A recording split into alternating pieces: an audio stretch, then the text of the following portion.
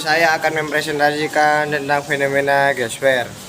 Sebelumnya perkenalkan, nama saya Muhammad Alendra Musawa Setiadi dari kelas 13 absen 16. Lalu ada yang pertama. Yang pertama ada dinamika litosfer. Dinamika litosfer adalah lapisan terluar bumi yang padat, terdiri dari kerak bumi dan bagian atas mantel yang kaku. Lapisan ini bersifat padat dan kaku, serta mengapung di atas astenosfer yang lebih lunak. Struktur litosfer ada tiga, yaitu inti dalam, inti luar, lalu ada mantel bumi. Yang pertama inti dalam. Inti dalam ketebalannya bisa 1220 km, tersusun oleh besi dan sedikit nikel. Lalu ada inti luar, tersusun oleh material yang sama dengan inti dalam. Sulfur dan oksigen diketahui juga terdapat di inti luar. Ketebalan lapisan ini adalah 2260 km. Lalu ada mantel bumi. Mantel bumi merupakan lapisan yang paling tebal.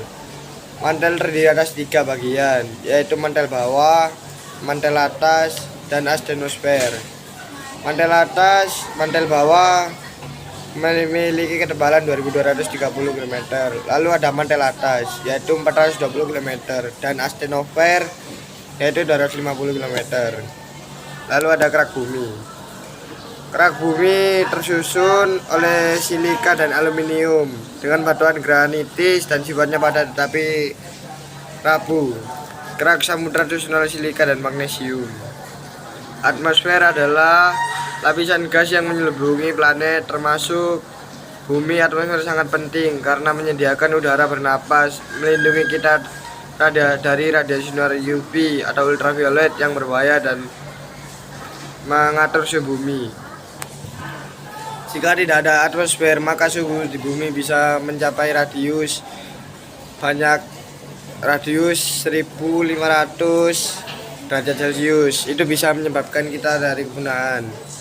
Maka hal itu, fungsi atmosfer sangat berguna untuk kehidupan manusia agar bisa terhindar dari sinar ultraviolet dari matahari. Lalu ada hidrosfer. Hidrosfer adalah lapisan air di permukaan bumi yang meliputi air seperti lautan, sungai, danau, air tanah, uap air, lalu dan salju dan es. Lalu sebanyak 71% dari permukaan bumi adalah air. Namun air tersebut tidak bisa langsung diminum karena harus dinetralisasi dulu sebelum bisa diminum. Biosfer adalah lapisan yang kehidupan di bumi yang mencakup semua lingkungan tempat mereka hidup, mulai dari daratan, air hingga udara. Jika tidak ada biosfer, maka kehidupan tidak akan bisa terjadi.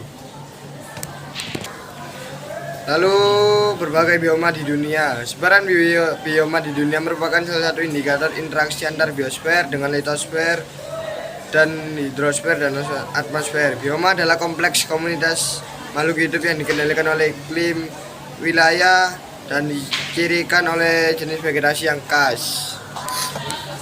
Lalu ada dinamika antroposfer. Kehidupan manusia di permukaan bumi merupakan bagian yang tidak terpisahkan dari bumi itu sendiri. Sebagaimana dipelajari dalam subbab sebelumnya, salah satu dari fenomena geosfer adalah antroposfer.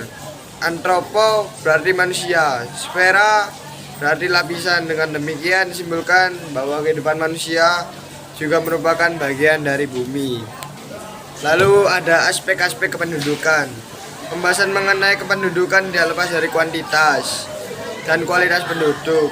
Kuantitas atau banyaknya penduduk terus mengalami perubahan yang dinamis sebagai akibatnya dari kelahiran, kematian, dan perpindahan penduduk atau migrasi. Oleh karena itu, aspek-aspek kependudukan mencakup komposisi penduduk, padan penduduk, dan persebaran penduduk.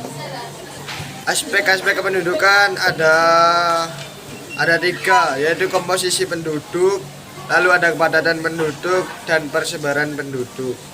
Sekian.